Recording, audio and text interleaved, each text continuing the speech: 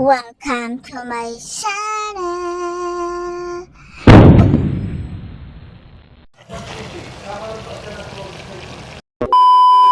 Hello mga basi ko! Welcome back sa aking channel. So for today's video ay magluluto tayo ng adobong baboy. So yung gusto ko yung adobong baboy is yung walang sabaw. Parang ang natira ay yung mga mantika na gano'n. Adobong amaga. Yun! Sana maintindihan nyo ako mga basi ko kasi maintindihan nyo sana ako. So, nag-add na ako dyan ng carrot at saka ng patatas.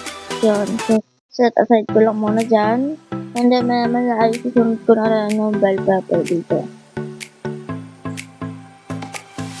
So, yan mga basi ko, susunod ko na rin yung ating bell pepper. So, nag-iisa lang yan. Hindi ko lang isa lang talaga.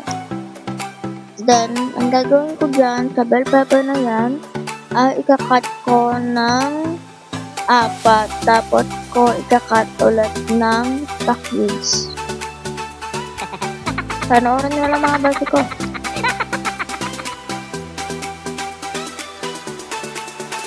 Then mga basi ko ay isusunod ko na rin yung ating kalamansi. Itong kalamansi mga basi ko ay dinamihan ko na. Kasi sa pagkakaalam ko maalat akong magtimpla, pero ginamihan ko na para hindi masyadong maalat. Pero okay naman yun kasi good for naman yun Saka parang titimbangan yung pagkakaalat niya.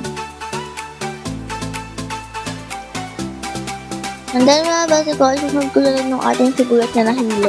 Pinagsulikit ko pa kaya nahilo. Yan. So, binatan ko muna yung sibuyas, mga basi ko, at sa pagkakataan ito, mga basi ko, patawarin niyo ko kasi wala na naman po kaming bawang. So, talaga naman. Nakalimutan ko bumili ng bawang. Bumili ako ng regalo ng carrot, patatas, saka ng bell pepper, pero nakalimutan ko po yung bawang. Kaya sa pagkakataan ito, ay luya na naman po. Luya ulit po yung ating gagamitin. Pinagpit ko muna yung luya. Nahirapan pa yung luya, pinagpit ko pa. And then, pahiwa-hiwa ko ng ganyan, bakyusin yun. Ayaw kasi ng mga bata ng mga kaya ganyan.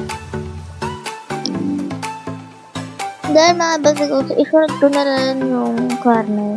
Sa pagkakataon ito mga basi ko ay hindi na purol yung ating kutsilyo. Kasi pinahasa ko po sa daddy. Pinahasa ko po kasi grabe naman talaga.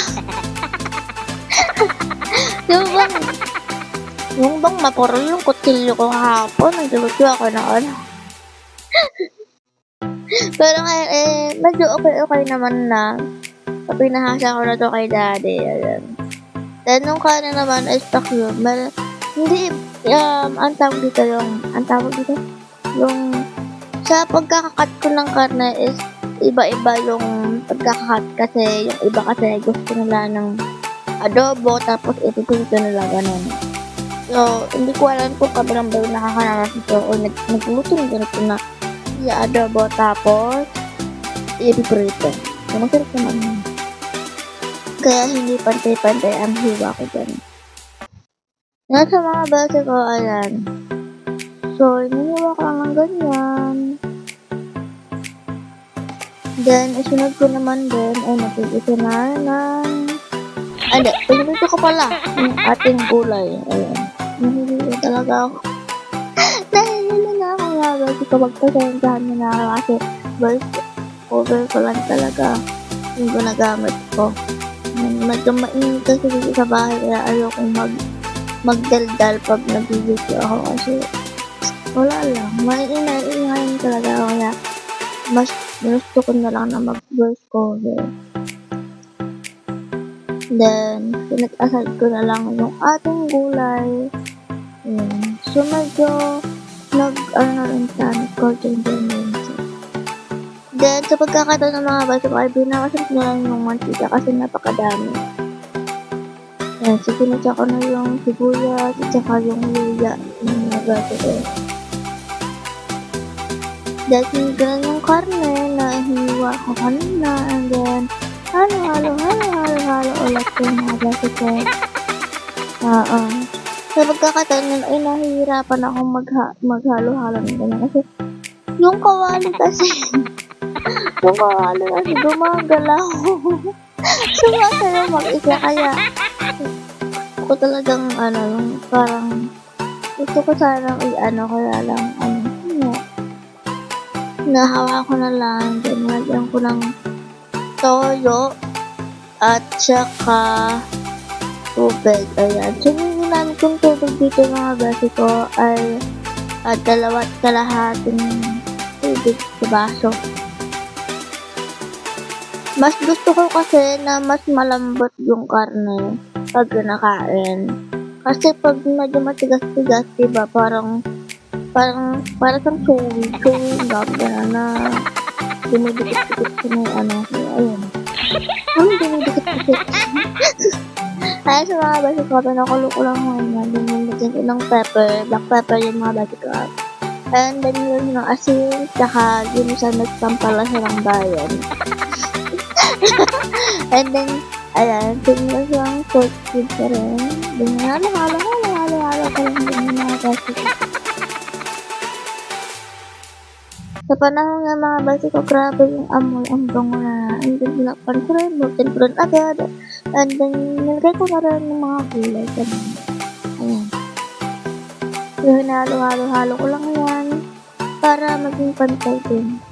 And then, bukas, ayan, medyo malambot-lambot na rin yung karne dyan. So, yung sabaw, ay gusto ko dyan, yung malapot-lapot na ganun. Yung gusto ko, yung malapot ng magmantika, yung yung niluluto ko, yun yung gusto ko. Ayan.